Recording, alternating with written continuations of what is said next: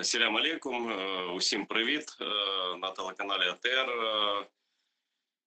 програма Прайм з Айдаром Мождабаєвим. Відповідно, я Айдар Мождабаєв. А цього часу ми завжди розмовляємо, обговорюємо теми, які найважливі зараз. Зрозуміло, що це війна, але з різних боків, з різних її аспектів. І сьогодні буде дуже цікава розмова з аспекту міжнародно-правового. Тому я дуже радий, що погодився вийти з нами в ЕТР. Мій старий друг, людина, яка є другом кримського народу, другом телеканалу АТР. І ця людина дуже довго, аж до минулого року, займала посаду голови Конституційного суду Литовської Республіки.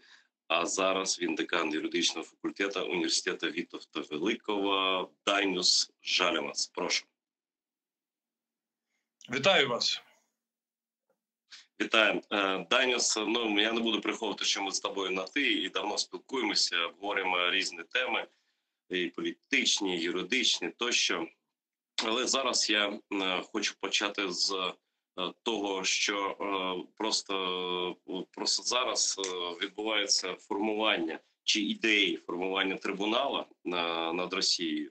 Її висловлюють такі думки, висловлюють британські, здається, політики, інші, наших. Я перейду на трофейну мову, щоб було зрозуміло, що британцы, другие политики, чиновники говорят, что нужно уже создавать трибунал, потому что в рамках нынешних институций они очень медленные, они, вот эти уголовные суды международные и так далее, они не совсем подходят к тому преступлению, к тому комплексу преступлений, которые совершает Россия на территории Украины.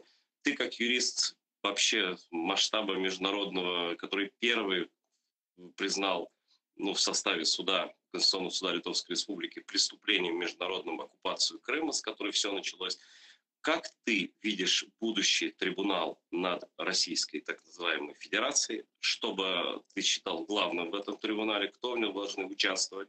Где он должен происходить? Когда он должен начать работу свою или подготовку к нему? Когда надо начинать? Какие страны? И так далее. То есть полностью твое видение как юриста, как должны судить Россию в целом, ее общество, власть и так далее. Вопрос тут, конечно, очень широкий, если так его досконально рассматривать. На самом деле, во-первых, почему именно этот специальный трибунал нужен? Несмотря на то, что существуют определенные международные суды, как Международный уголовный суд, наверное, ближе всех, Международный суд правосудия, он межгосударственные споры рассматривает, но не уголовную ответственность. Так что Международный уголовный суд, он, допустим, имеет юрисдикцию над некоторыми преступлениями, совершаемыми сейчас в Украине, которых можно квалифицировать как преступления против человечности и военные преступления.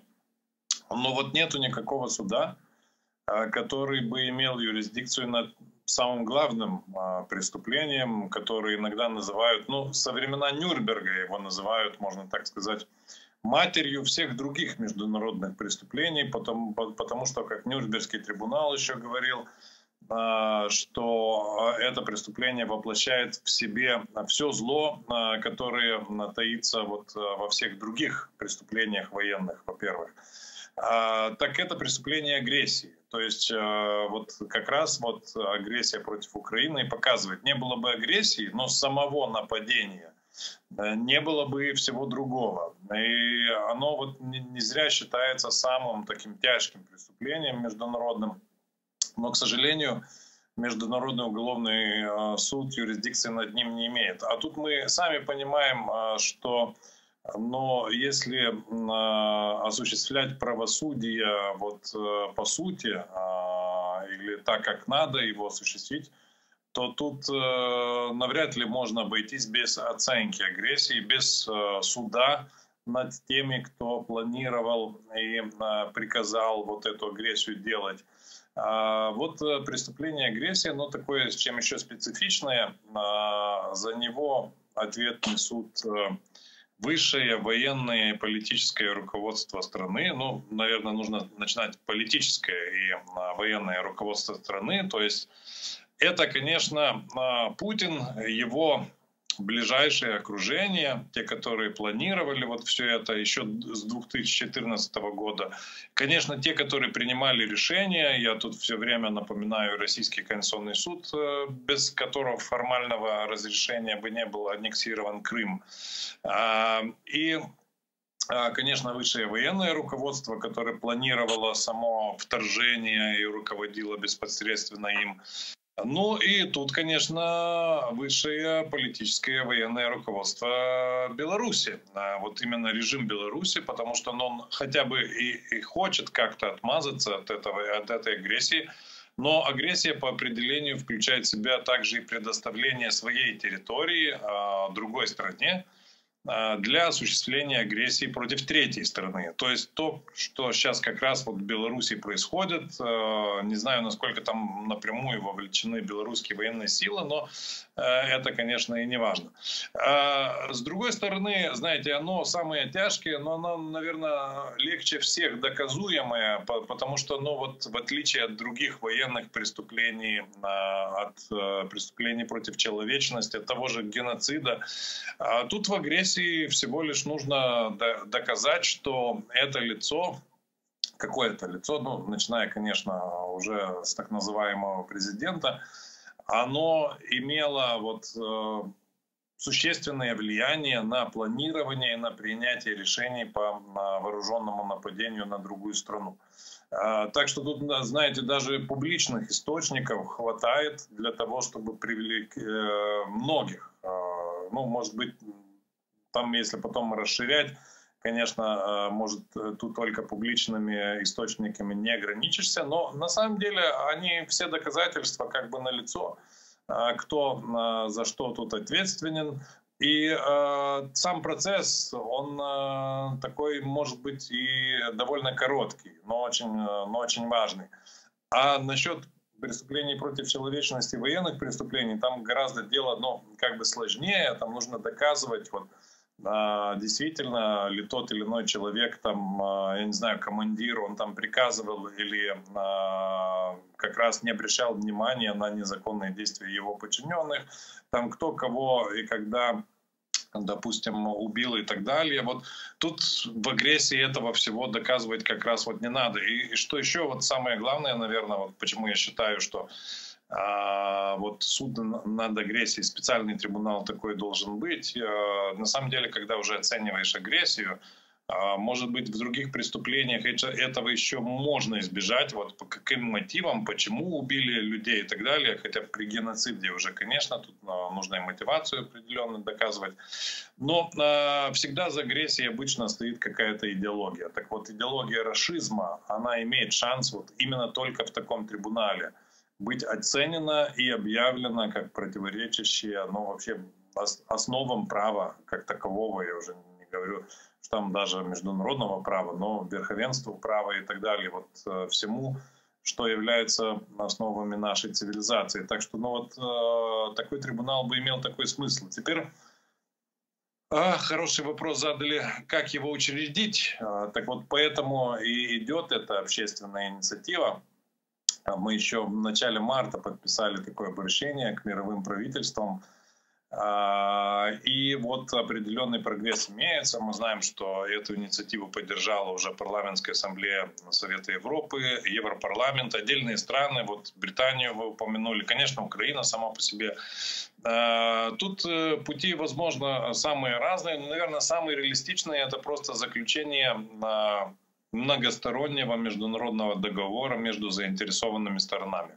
Но тут, конечно, нужно, чтобы были, ну, и влиятельные страны, ведущие страны Запада тут бы участвовали в этом договоре. И вот сейчас идет, наверное, вот такой процесс, чтобы нужно убедить, вот, почему это нужно.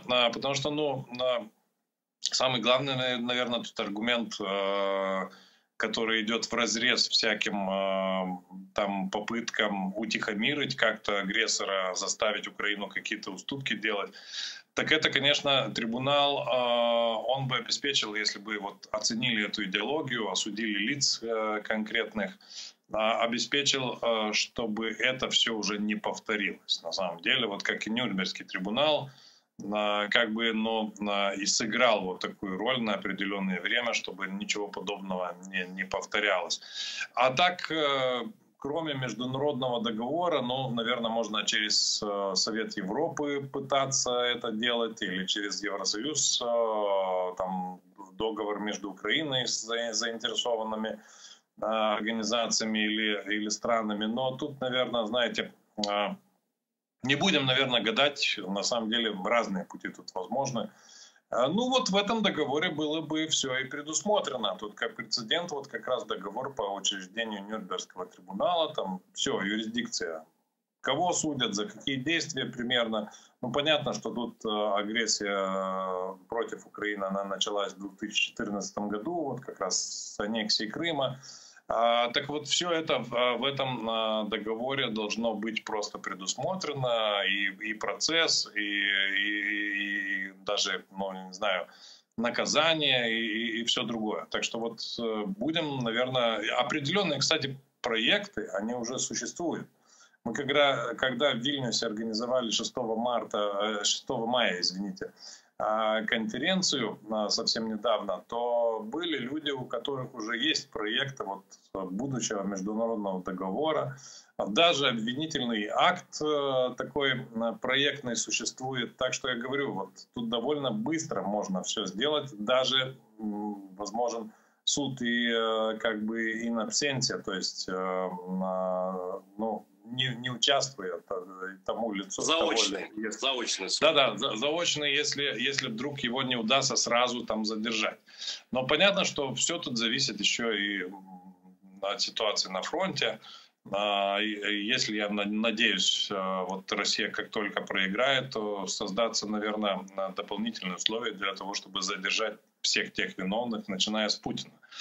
Так что, ну, сейчас не будем гадать, знаете, в какой-то степени сейчас мы находимся в стадии 1942 года. Я почему так говорю?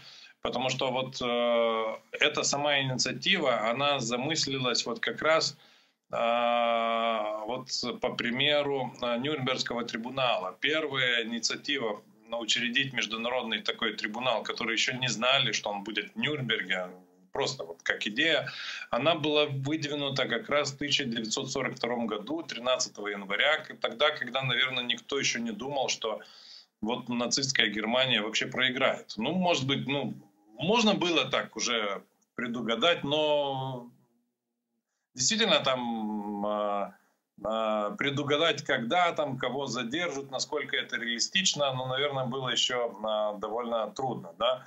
Так что, ну, и мы сейчас находимся на стадии, много чего, конечно, неизвестно из практических деталей, как там будет ли возможно или не будет задержать кого и так далее, но к этому нужно готовиться, и чтобы и мир видел определенную перспективу.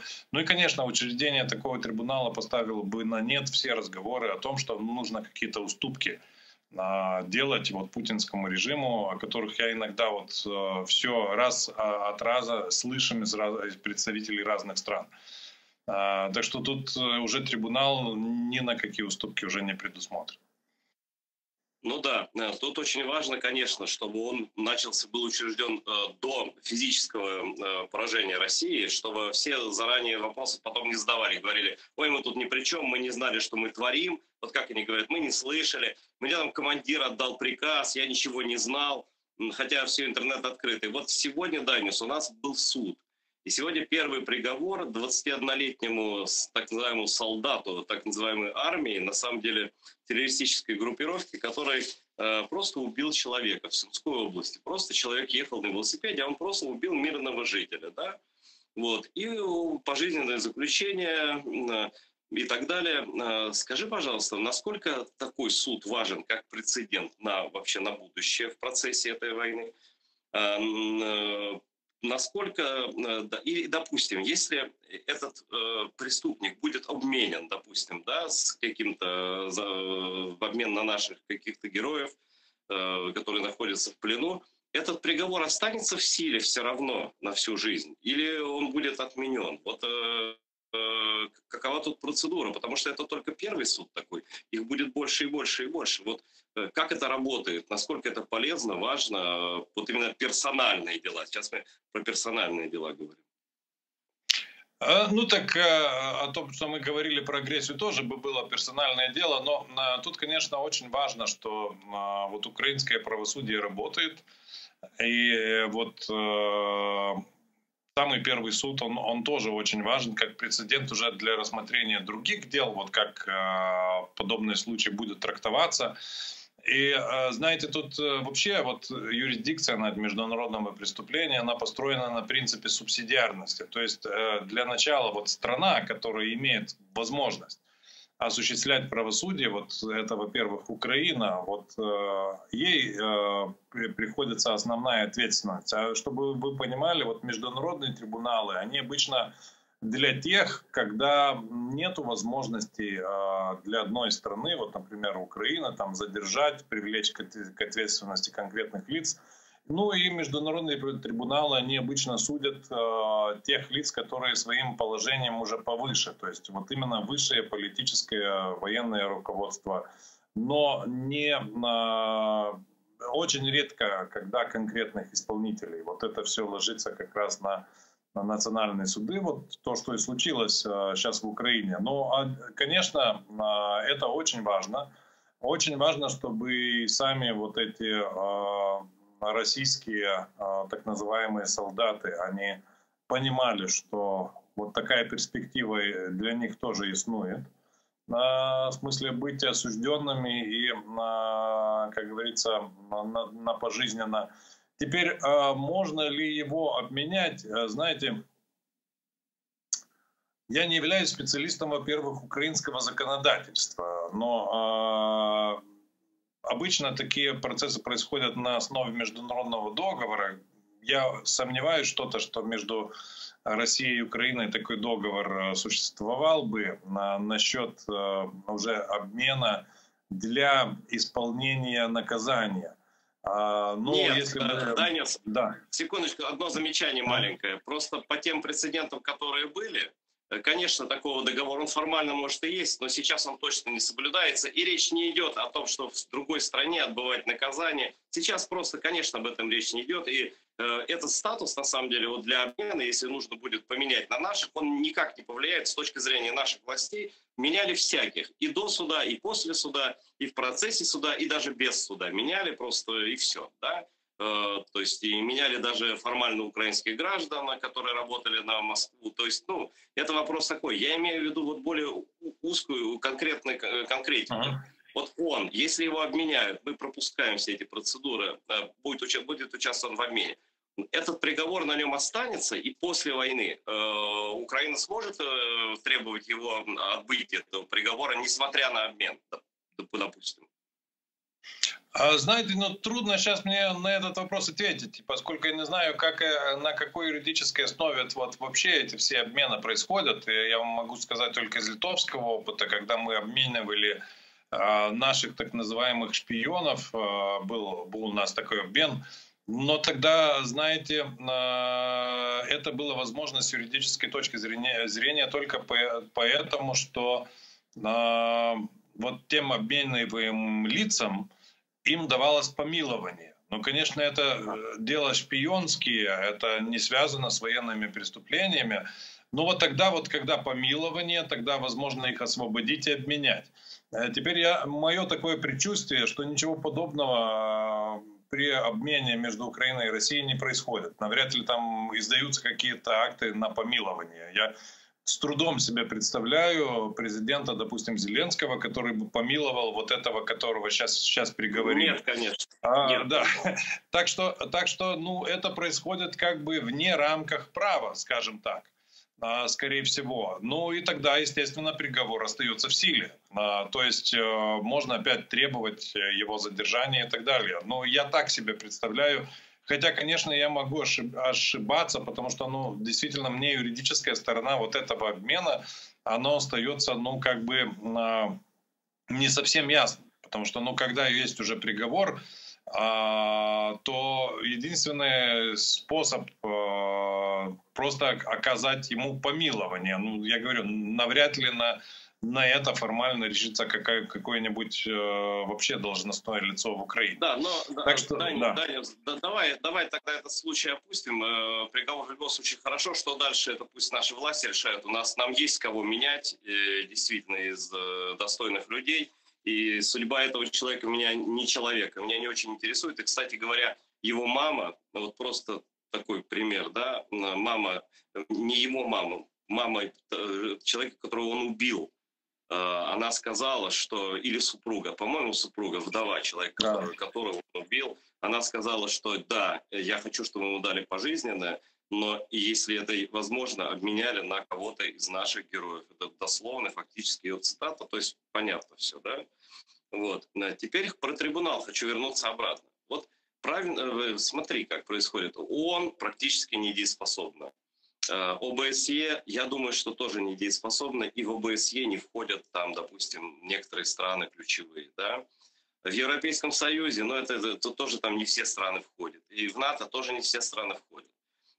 Может ли быть такое, что, допустим, вот решают для себя, так, ну, я для примера беру, Литва, Польша, Украина, Соединенные Штаты Америки, допустим, Британия, допустим, Британия. Германия, ну, да, ну какое-то количество стран, Латвия, Эстония, неважно, какое-то количество стран собираются и говорят, заключают договор об этом будущем том украинском Нюрнберге, да, допустим так, говорят, обговаривают то, о чем ты сказал, как раз все условия, создают этот трибунал, они могут это сделать вообще ни у кого не спрашивая, так как люди, которые считают, что должна быть восстановлена вот эта justice, справедливость, да, и наказаны преступления.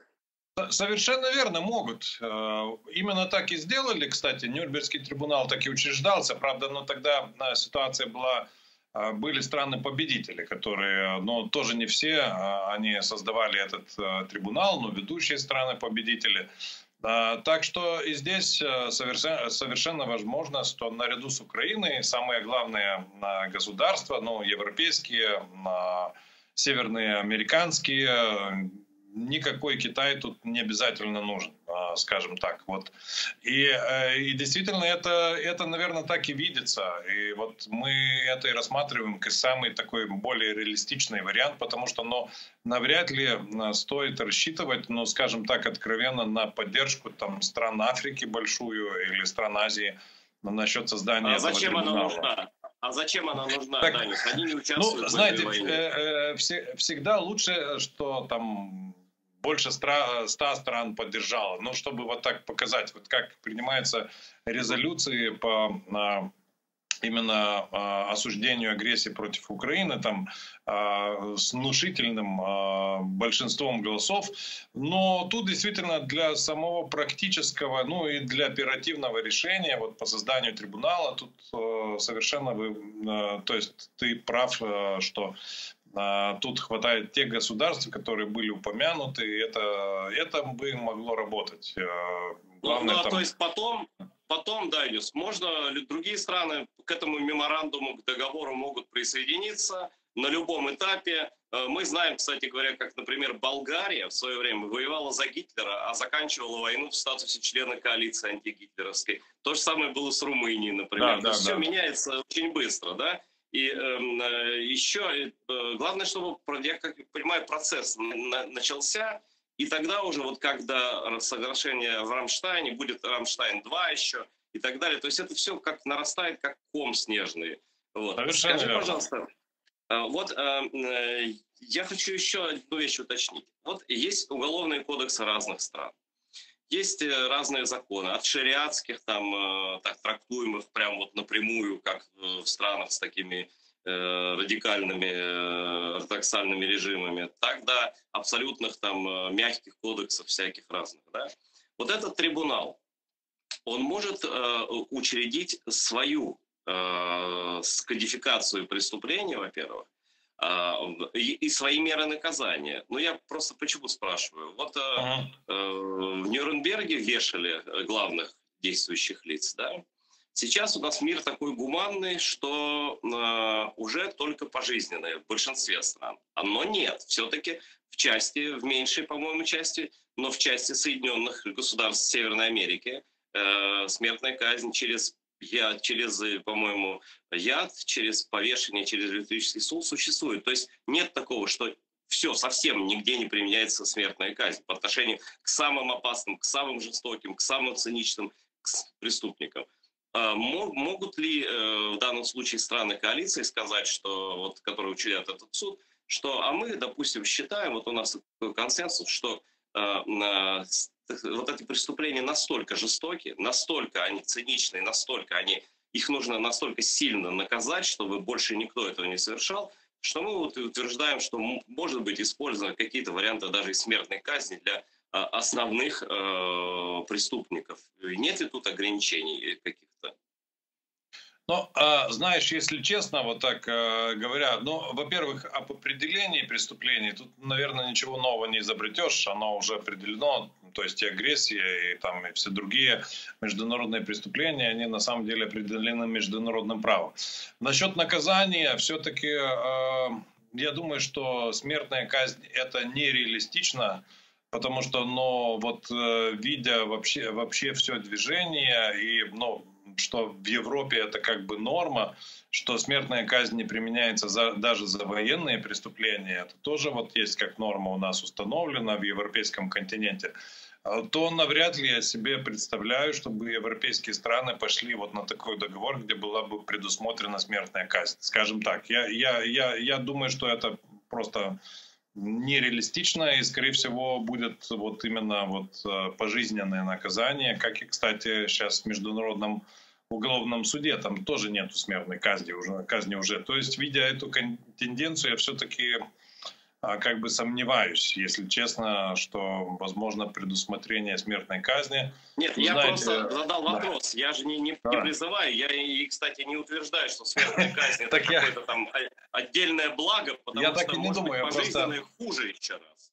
Может быть пожизненное просто, хуже заключение, да. И большее просто наказание, чем да-да, просто объясняю, поскольку, ну, действительно немало населения все-таки еще поддерживает смертную казнь. Я представляю себе, что очень свободно это, в том числе, знаю, что в Литве довольно большая поддержка к ней существует, так что, ну, в Украине, наверное, тоже. Так что вот, ну, чтобы поняли, что вот такая тенденция, она уже есть, что ее не предусматривают. Но знаете, я сейчас вспоминаю там всех диктаторов, они как бы даже, ну, для них само дело уже сидеть пожизненно, как бы равноценно смерти. Мы помним, они обычно все скончаются еще до этого. Я имею в виду вот в трибунале по бывшей Югославии. Там же и Милошевич, и Карадžić, они долго не дожили, вот когда их уже поймали. Ну да, ну и главное, конечно, это неотвратимость наказания, а не форма там, Конечно. а не форма наказания. Это понятно. Я просто к тому, Даня, что, знаешь, так жизнь быстро меняется, что, может быть, вполне масштабы преступления России будут скрыты такие, что всякое может быть, что вот люди посмотрят, скажут, ну это настолько жестоко, настолько, что вот просто вам не место на этой земле. Но опять же, это не имеет главного значения. Да. Имеет значение такие вот, например, термины юридические, как геноцид. Вот геноцид это что? Это преступление, кто совершает это преступление. Вот этот человек, он геноцид совершал, который убил мирного жителя Бучи? Или вот эти массовые расстрелы мирных жителей Сумской области, или массовые расстрелы в Буче? Если это признается геноцидом, а уже это Украина признала, еще страны признают, другие, уверены, ну, много стран признает, это как-то влияет на наказание, это имеет значение для тяжести наказания людей, которые непосредственно совершали. И это вот насколько важно именно юридическое определение геноцида. Или оно только политическое, а юридически это ни на что не влияет. И убийство остается убийством, независимо от его мотивов, там, если оно умышленное. Ну, понимаете, если человек и участвует, и сам понимает, что участвует в геноциде, скорее всего, это может привести к более тяжкой оценке его действий. Но тут уже, конечно, вот тот пример, который приводился, что уже назначено наказание до пожизненно, то тут навряд ли уже что-нибудь потягче уже и придумаешь. Но на самом деле, тут понимаешь, если установлен, что в Украине происходит геноцид, то там очень часто людям даже не обязательно кого-нибудь убивать, понимаешь? Хватит даже, там, не знаю, сесть за руль автомобиля, чтобы подвести людей, которые намечены для расстрела. И даже вот такого водителя уже можно судить за геноцид. То есть они все объединены общей целью, и тут уже даже не важно, кто там кого стрелял или не стрелял. Главное уже участие в самой такой операции. Вот это, наверное, тоже имеет смысл с юридической точки зрения. Но, конечно, для того, чтобы... Я сейчас не буду раздаваться в примеры, не знаю конкретики самой очень этого дела, где уже приговор принят. Но, допустим, по Буче тут уже действительно можно разговаривать, что есть определенные признаки геноцида. Конечно, все это еще нужно доказать. Чем геноцид отличается от других преступлений военных или преступлений против человечности?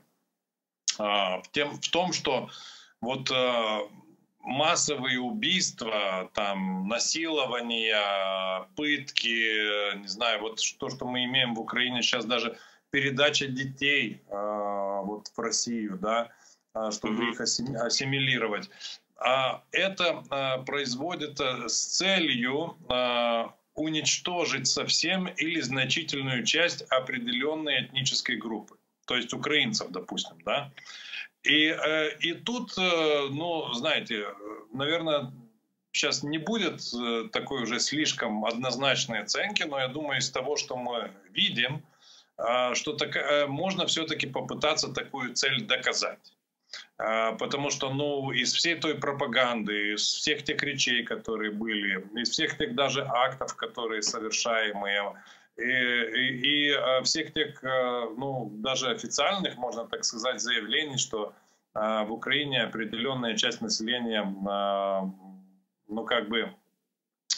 подлежит уничтожению, неперевоспитаемая, а другая, там, не знаю, вообще отрицается какое-то существование независимого, или отдельного украинского этноса, якобы это какая-то часть русского народа, того же и так далее. Я думаю, что если взять это вместе с тем, что совершается конкретно уже, я думаю, что можно пытаться доказать, что действительно такая геноцидная цель имеется. И тогда, знаете, все, кто участвует в определенной операции, они все тогда несут ответственность за геноцид. Я как говорил, тут уже даже можно и не стрелять, просто хватит там помогать другим, которые это делают. Я сейчас как раз хочу поговорить о помощниках, да, о людях, которые не держат в руках оружие, которые они, допустим, приходят в школу в Херсон и присылают с России людей и говорят: а теперь мы будем преподавать на русском языке украинским детям. Мы отберем учебники украинские у них, мы заставим их стать русскими, просто по культуре, по языку и так далее. Такого рода перевоспитание принудительное, или же с депортацией в Россию, или же на оккупированных территориях, это является частью геноцида. И люди за это будут отвечать, кто этим занимается. Знаешь, сейчас мне было бы трудно сказать конкретно это, как тут лучше оценивать. Я думаю, что гораздо более такой яркий пример — это все пропагандисты, которые напрямую уже говорят об уничтожении украинского народа. Я как раз к ним хотел подойти. Это уже подстрекательство, действительно, совершать геноцид, то есть уничтожать весь народ как таковой или значительную его часть, чтобы не осталось такого украинского самостоятельного этноса, может там что-то еще остаться. но уже совершенно в другом виде. Насчет вот тех, которые там конкретно перевоспитывают или намеряются только на вот это делать там конкретно, например, в Херсоне, это было бы, наверное, труднее, но хотя если не рассматривать их как участниками вот общей такой операции, тогда, наверное, да. Но тут, знаешь, ну, рано, наверное, еще так мы можем только абстрактно рассуждать, что тут, наверное, и так, и по-другому можно это делать, расценивать, и тут нужно вот более так углубляться, какая их действительная роль. Но вообще-то да, особенно когда вот дети передаются в другую группу, как бы, ну, тут имеется, украинские дети передаются в Россию или, ну, под российскую юрисдикцию для того, чтобы их из украинцев превратить в россиян, вот это да, это уже участие в акте геноцида. Ну вот я про это и говорю. Это такое гуманитарное преступление, которое на самом деле уголовным становится. Да? Это не просто «на тебе другой учебник, читай вот тут, спроси, если непонятно». Это именно переделка людей, отрицание их происхождения и так далее. Теперь перейдем к журналистам. Почему, к так называемым журналистам? Почему это очень важно? Потому что я уже сейчас слышу на этом трибунале, вот мы представляем себе трибунал, мы с тобой сидим там где-то, ты, наверное, в президиуме, а я где-нибудь там сзади сижу в журналистской ложе, и вот они начинают нам рассказывать, вот, что мы искренне заблуждались, первое. Второе, нас заставляли, угрожали уволить с работы, например, да? Значит, мы думали, что это свобода слова, вот показывать распятых мальчиков, кричать «мы разбомбим Америку», «устроим ядерный пепел кому-то там», да?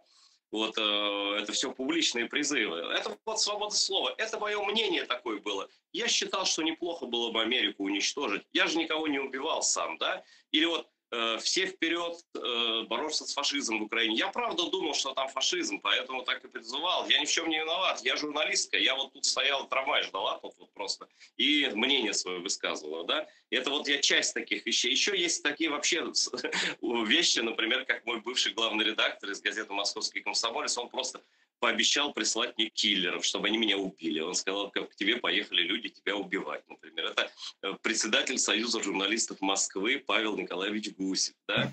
Вот, то есть вот там просто такое массовое, и это даже я безумием не могу назвать. Да?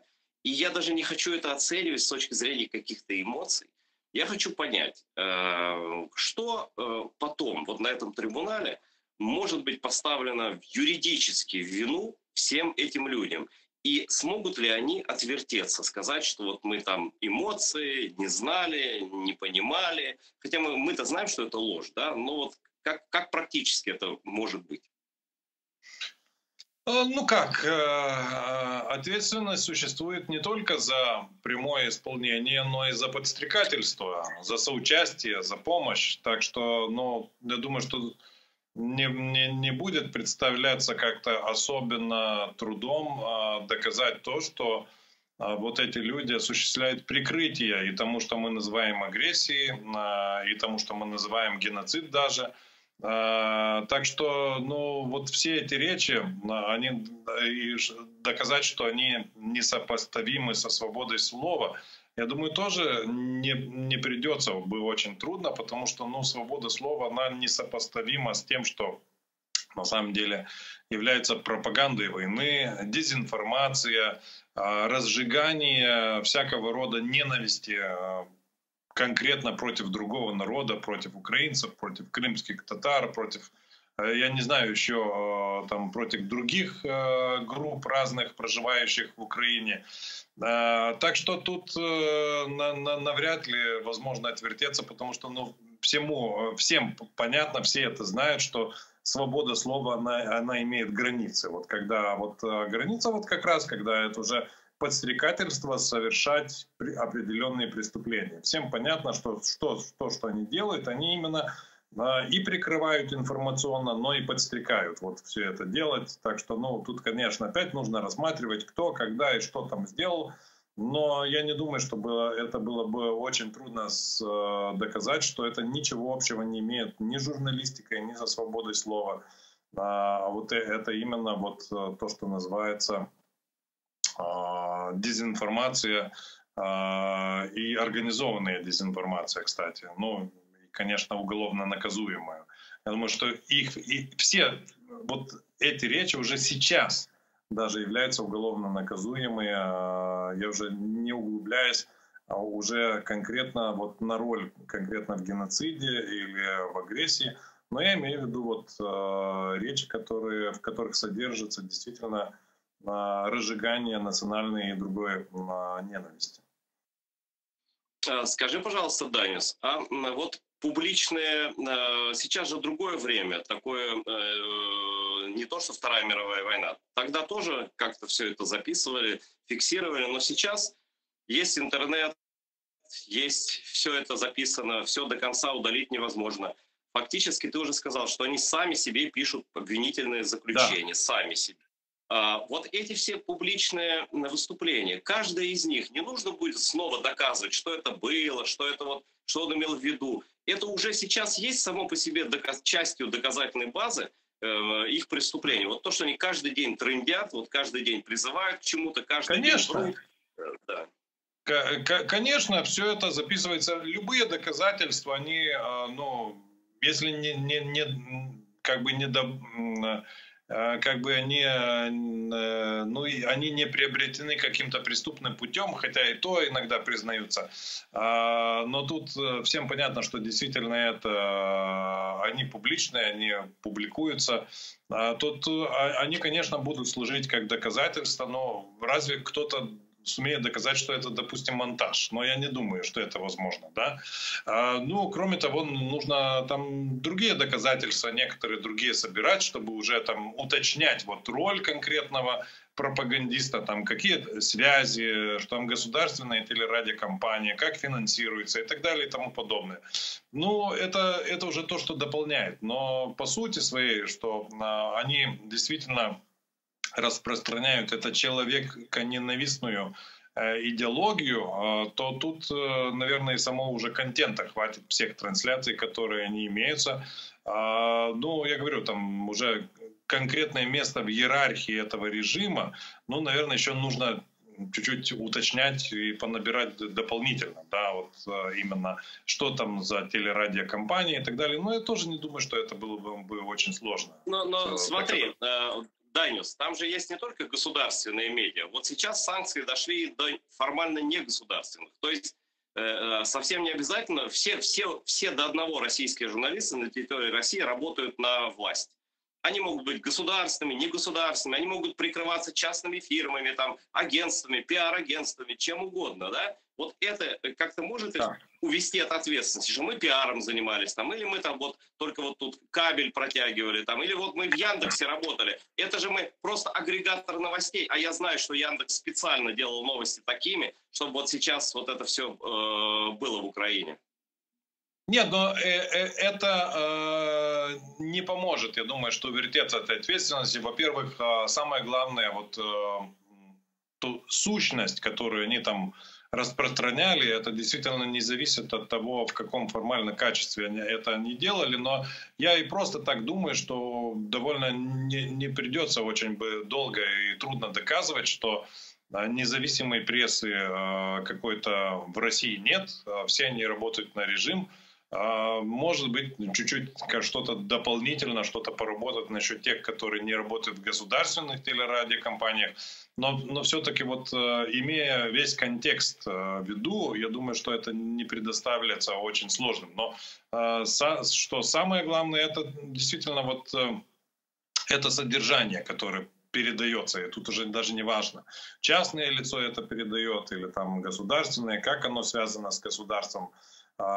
Тут совершенно уже вторичные вопросы. Главное, что вот они вот участвуют в этом общем плане, и это совершенно понятно из контекста.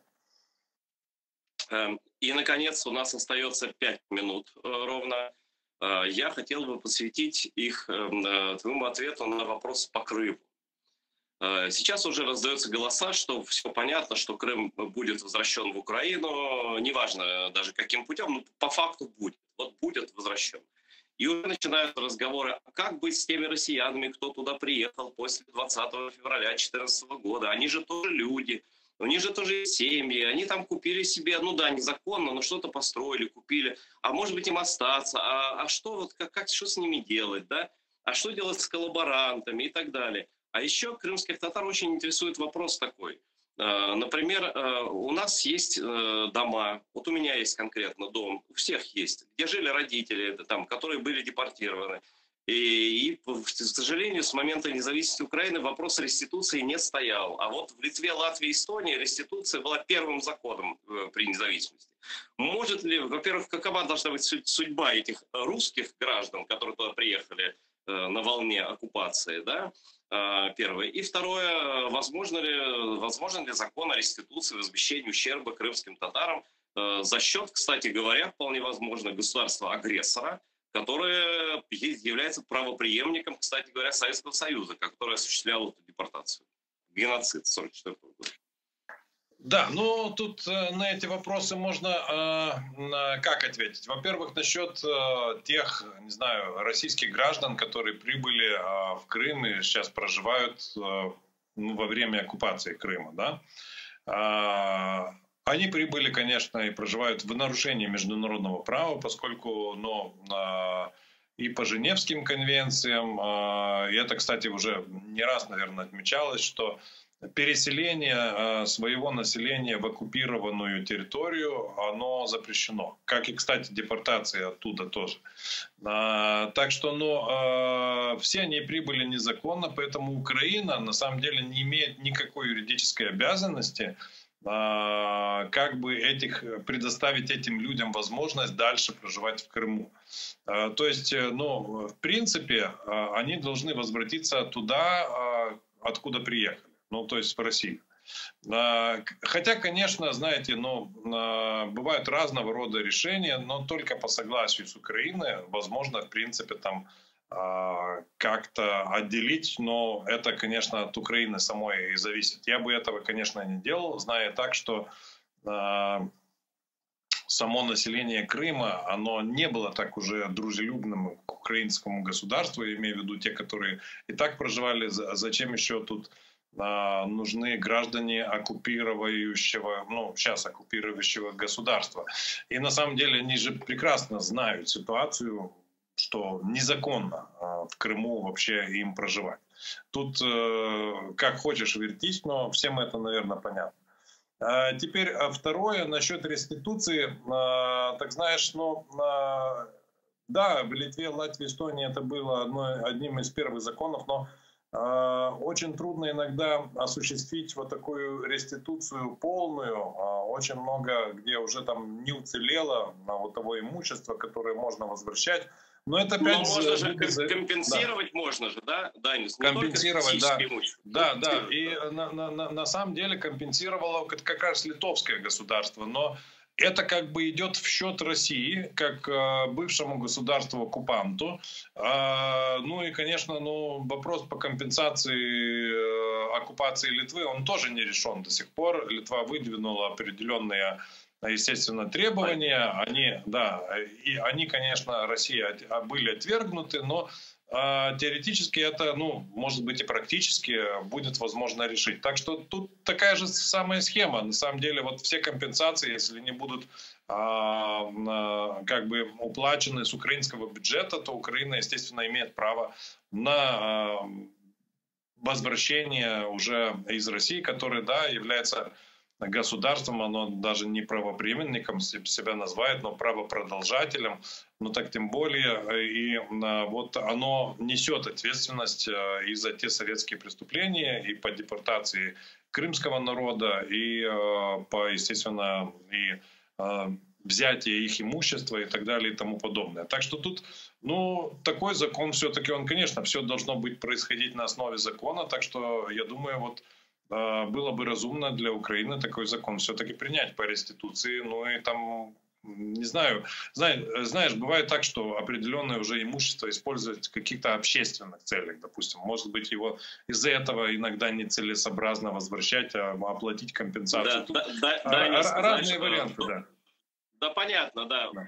В доме моей прабабушки, откуда депортировали мою семью моих предков, 4 семьи живет, это тоже у них общественная цель, там жить. Они вырубили сад, и на этом их общественная жизнь закончилась, поскольку они не поменяли даже крючок на калитке и разбитое стекло в детской спальне моей бабушки, когда она туда зашла за полвека. Я благодарен тебе страшно за то, что нашел время. Даниил Жалимас, бывший глава Конституционного суда Литвы, который всегда с нами, который первым признал незаконность оккупации Крыма и продолжает сейчас именно на этом направлении наказания преступников. Они все будут наказаны. И я думаю, что Даниил Жалимас, кстати говоря, может быть, будешь одним из судей на этом трибунале. А почему нет? В конце-то концов. Прокурором лучше. Прокурором, хорошо. Да. Но я, по крайней мере, я думаю, и Меджлис Казахстанского народа, и канал АТР, все мы тебя рекомендовали как действительно человека правды в самом конце. Ты никогда не колебался в оценке того, что делает Россия. Спасибо огромное. Ну а зрителей канала АТР я благодарю за поддержку, за то, що ви оказуєте помощь донатами, за те, що підписуєтесь на наші канали. Це все дуже важливо. Саме в цей час, коли ми разом воюємо проти найбільшого зла у світі. Я дуже вдячний вам за все, що ви робите, і за те, що ви цінуєте те, що ми робимо для вас, для нашої спільної перемоги. До нових зустрічей на АТР.